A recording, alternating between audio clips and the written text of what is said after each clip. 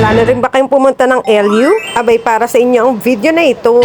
Kaya kung pagod ka na sa city life at gusto mo ng quick escape na may beach, surf, at solid na pasyalan, tara na sa LU.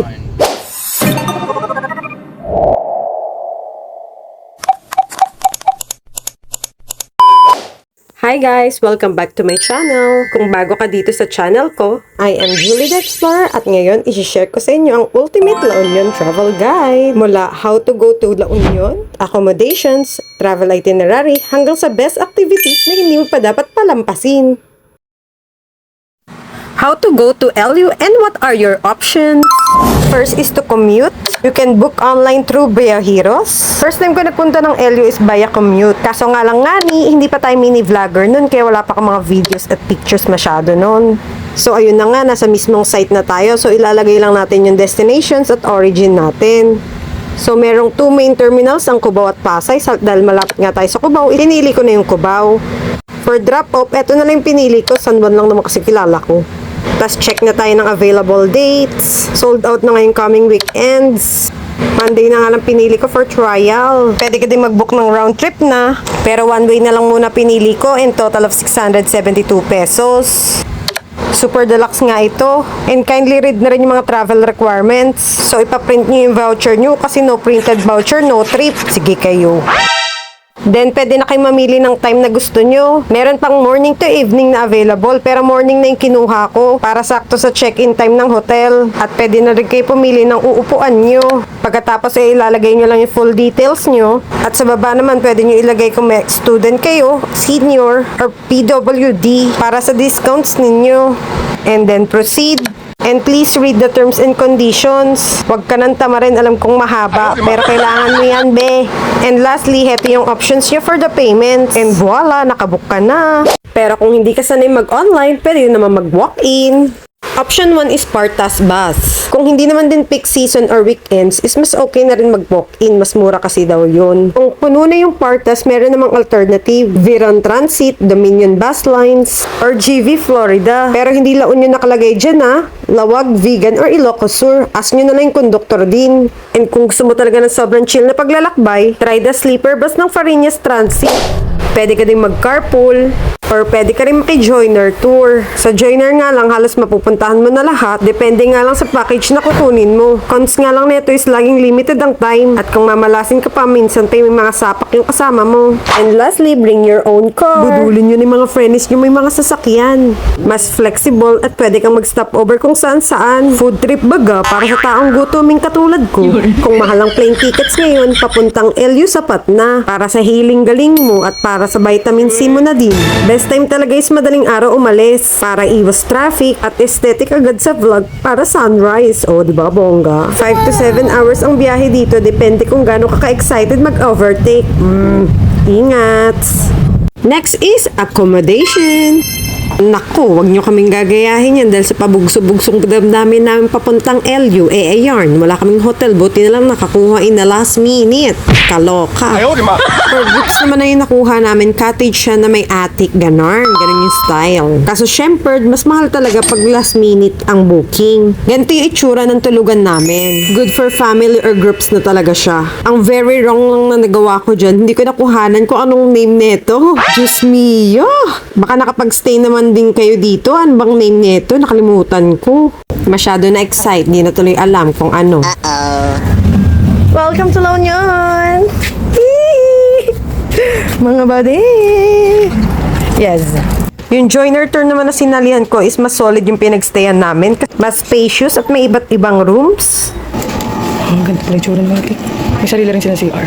And meron silang heated pool. Kaya super jamming and enjoy talaga mga person. And bad news again, nakalimutan ko na naman yung name nito. Diyos me, parang hindi yata ako nakatulong talaga sa accommodation tip.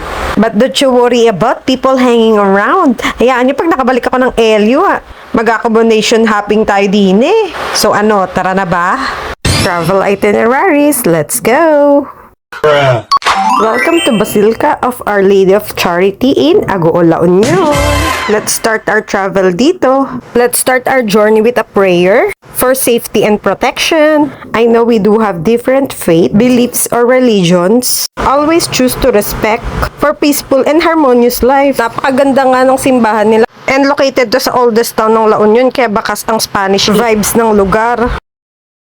Next is Tangadan Falls. Makikita nga to sa katabing bayan lang ng San Gabriel, La Union. Nung nagpunta ako dito, hindi pa ako feeling vlogger. Kaya wala akong videos. Kaya credit to the owner, kay CJ the Prom the Traveler. Check nyo na lang din yung vlog nyo, Jarn. Di na kasi ako nakabalik dyan. Naging tanga. Di na ako dyan pag may time. Dadala kasi kami dyan sa lakarin dyan. Kaloka talaga. Pero ngayon mukhang ibang-iba na ata. So ayun lang. Imuki Island. Our next trip. Kaya pala to tinawag na Imuki Island. Dahil daw ang mga lagoon dito ay parang genital ng mga babae. At ang Muki sa Ilocano is ari ng babae. Balwan Marine Sanctuary nga ang tawag dito dati. Kaso mas catchy pag double meaning ang pangalan, charis. Kasama yan sa kultura na pagiging masayahin ng mga Ilocano. 50 pesos ang entrance fee dito. Agahan nyo ang pagpunta rito para iwas sa maraming tao. At maraming mga nagtitinda din dito kaya nandito na lahat ng kailangan nyo. Malinis at napakalinaw ng dagat at syempre, kailangan na natin magduyan pag may time, charis. Ito talaga yung inuna ko eh. At pag crowded na nga ni, sa inyo mapupunta ang pinakapetit na bamboo raft. Babalsa riding kami. Kaya rin kaya kami lalaki na kasama ko. Diyos ko, Lord. Ayan. Kuya, wag mo kami lulubog ang cellphone ko. Promise, hindi to waterproof. Oh my God. Yeah, we're going. Let's go! So, enjoy the balsa riding. Wala tayong pupo. Yung balsa namin parang sa simula pa lang gusto nang sumuko, ne. Para kami naglalaro ng The Boat is Sinking. Hey, don't make any move! Ayan, so balsa-balsa muna. Kuya. Cellphone ko, hindi waterproof. Nasaan yung plastic?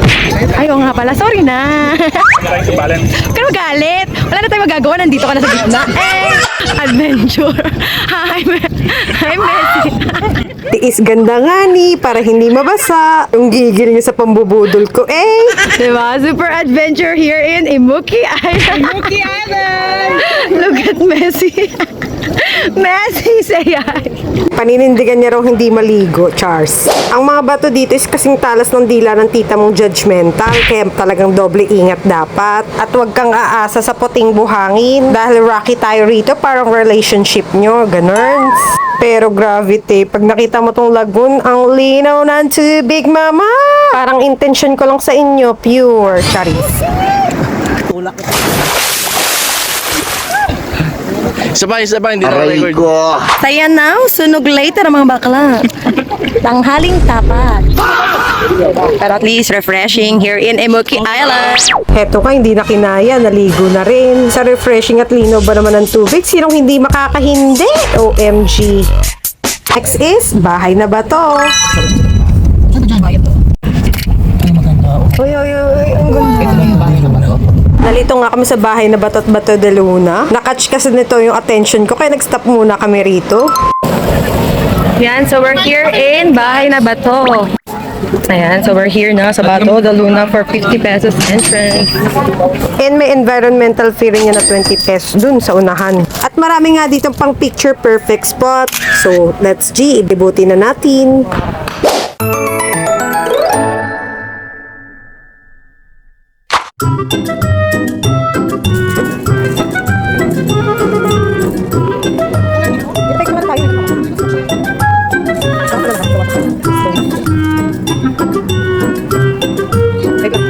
Kaya maganda rin may sarili kayong sasakyan is pwede kayong mag-stop over kung saan-saan. Yan yung pupuntahan natin dati. Laki niyan. Hala na balta. Ayan o, yun yung balta na yan. Nabalta na to. Ang daming pwedeng stop over dito sa La Union, in fairness. Kaya shoutout sa mga taga La Union, napakaswerte nyo. Pakialagaan po ng maigi para po sa mga future travelers pa natin.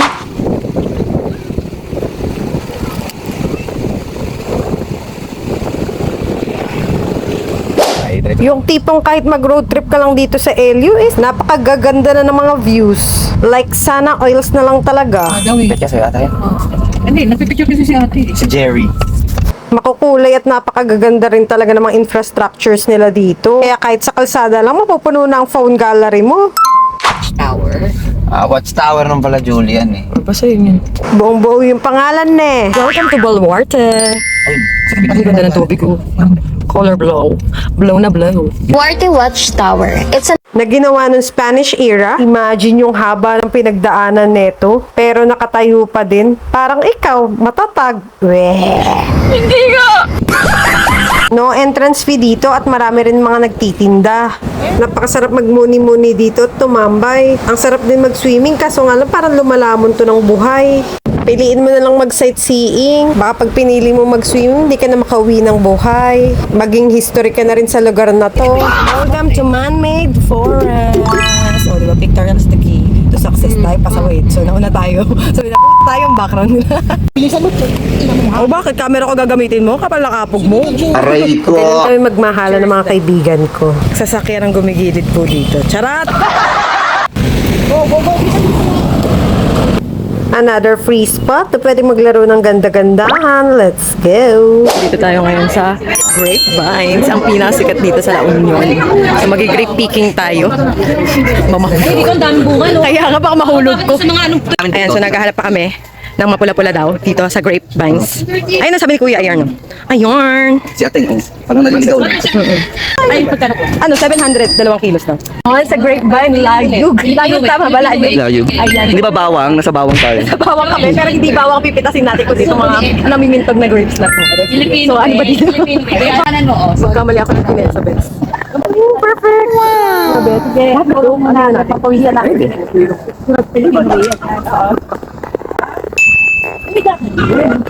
Ang dami na namin grapes.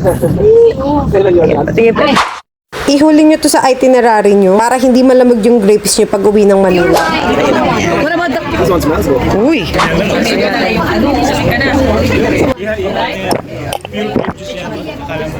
At parang grape juice lang. Pure ba? With alcohol. Kuya, with alcohol sa akin. How much ang ganyan, kuya? cheers. Oh, cheers, cheers, cheers, cheers, cheers. This one.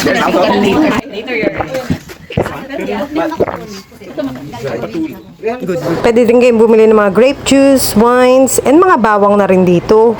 Marami pang pasyalan dito sa LU. Kaya kung balak nyo pumunta, isama nyo na ako, charis. Now is best activities in La Union. Alam naman natin kung saan sikat ang LU. Siyempre, surfing muna tayo sa San Juan Beach.